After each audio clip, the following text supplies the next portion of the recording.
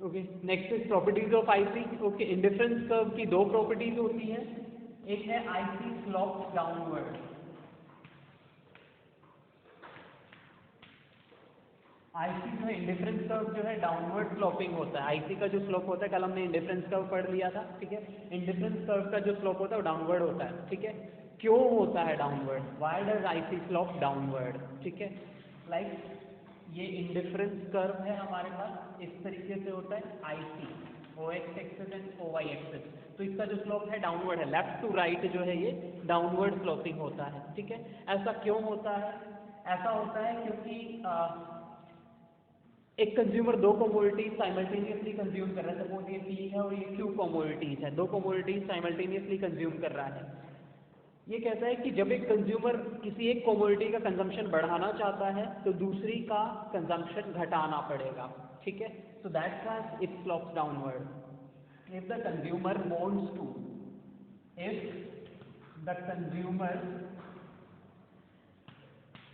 wants to increase the consumption of one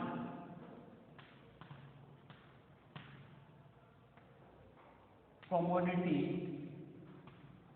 अगर consumer किसी एक कमोडिटी का कंजम्पशन बढ़ाना चाहता है, ठीक है, द कंजम्पशन ऑफ अदर,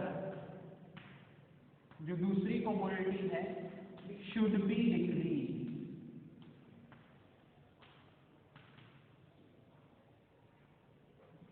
एक कमोडिटी का कंजम्पशन अगर वो बढ़ाना चाहता है तो दूसरी कमोडिटी का कंजम्पशन उसे डेफिनेटली डिक्रीज करना ही करना पड़ेगा, रिड्यूस करना ही करना पड़ेगा, ठीक है।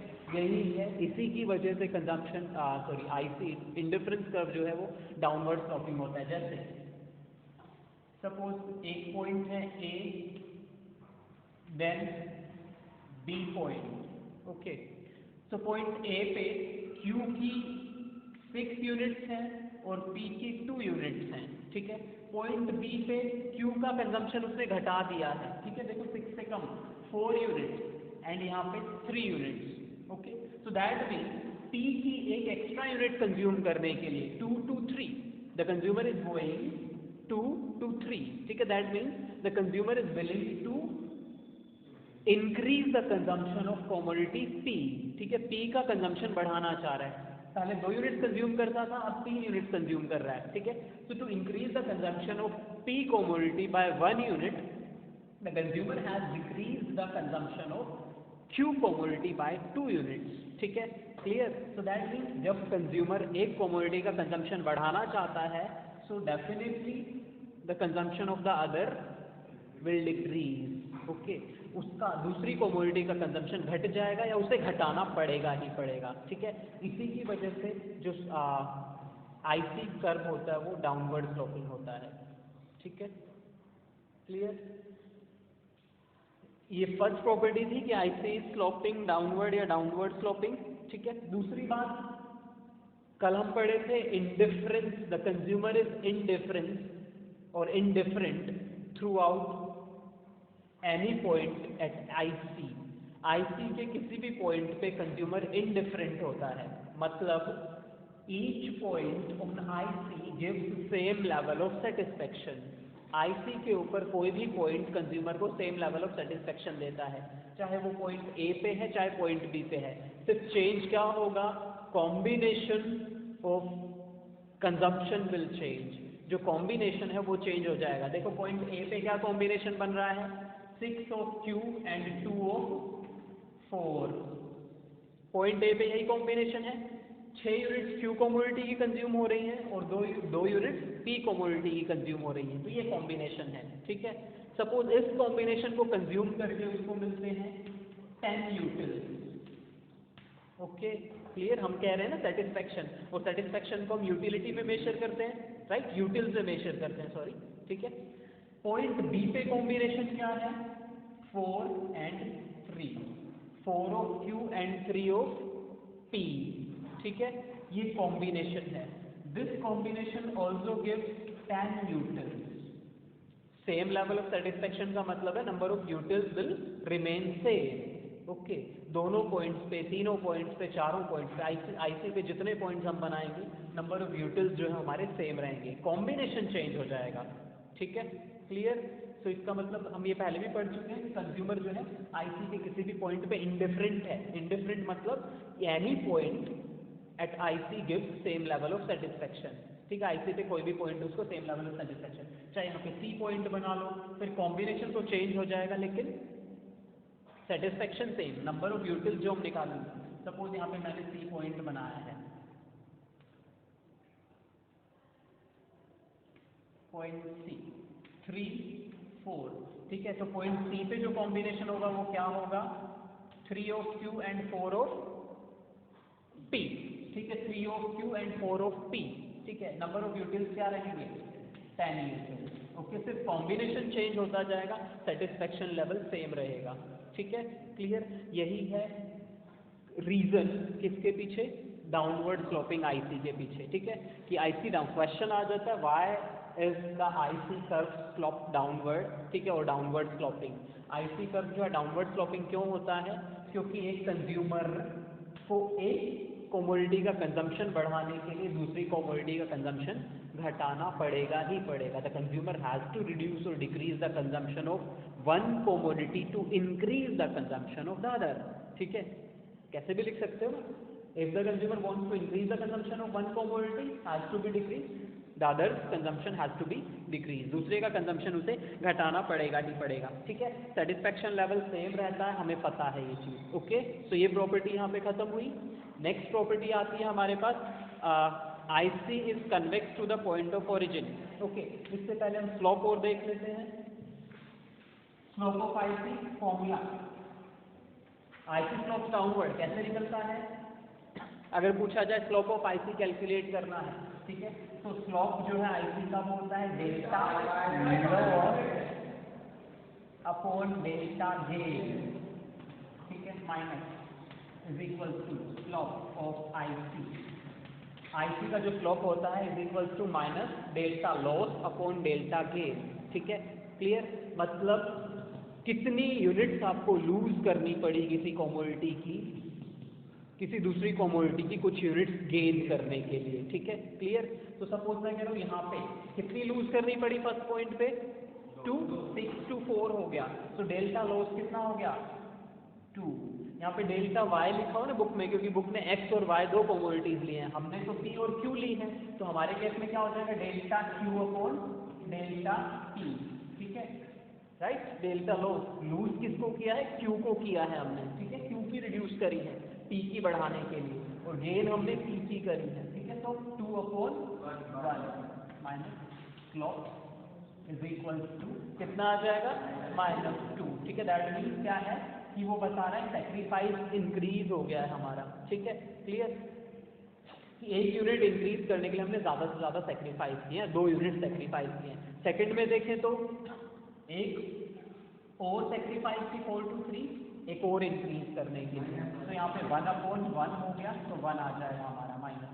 ठीक है, तो यहाँ पे हमारा सेक्रीफाइस है, एक एक्स्ट्रा यूनिट को कंज्यूम करने के लिए हमें किसी दूसरी कमोडिटी की एक यूनिट लूज, पहले 2 यूनिट लूज करनी पड़ी थी, अब एक यूनिट लूज करनी पड़ी है। ठीक है, तो ये सेक्रीफाइस अपॉन डेल्टा लॉस कह सकते हो, डेल्टा सेक्रीफाइस कह सकते हो अपॉन डेल्टा गेन। ठीक है, clear. Okay, clear. Next property है IC is convex to the point of origin, ये चीज यूज होगी नेक्स्ट प्रॉपर्टी में। ठीक है, वहां पे 2 सेक्रीफाइस की थी, यहाँ पे 1 सेक्रीफाइस की है। Okay, next property is IC is convex to the point of origin. ठीक है, आईसी जो होता है पॉइंट ऑफ ओरिजिन के कन्वेक्स होता है। पॉइंट ऑफ ओरिजिन क्या होता है, ओ। ठीक है, और आईसी कुछ इस तरीके से होता है। ठीक है, तो पॉइंट ऑफ ओरिजिन के देखो कन्वेक्स है, ये जो चीज दिख रही है ये कन्वेक्सिटी दिखा रही है, ये कन्वेक्स है, ओ के कन्वेक्स है। ठीक है, अगर ये उल्टा होता तो कनकेव हो जाता। ठीक है, तो IC is convex to the point of origin. इसके पीछे क्या रीजन है, इसके पीछे रीजन है diminishing MRS. Diminishing MRS, MRS बोले तो marginal rate of substitution, marginal rate of substitution।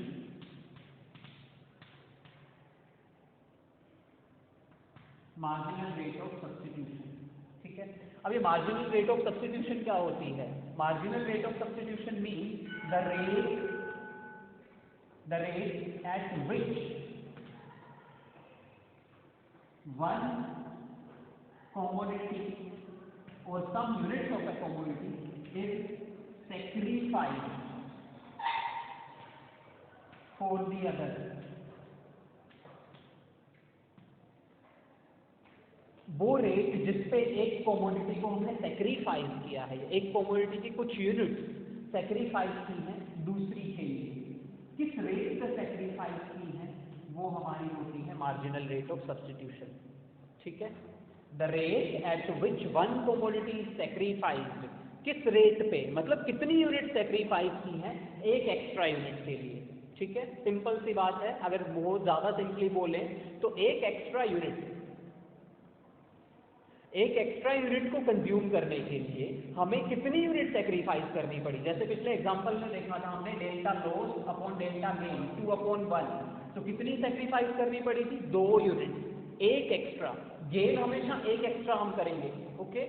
ये जो एमआरएस निकलेगी तो इसमें गेन एक का ही कर रहे हैं, 1 यूनिट ही हम गेन कर रहे हैं, क्लियर।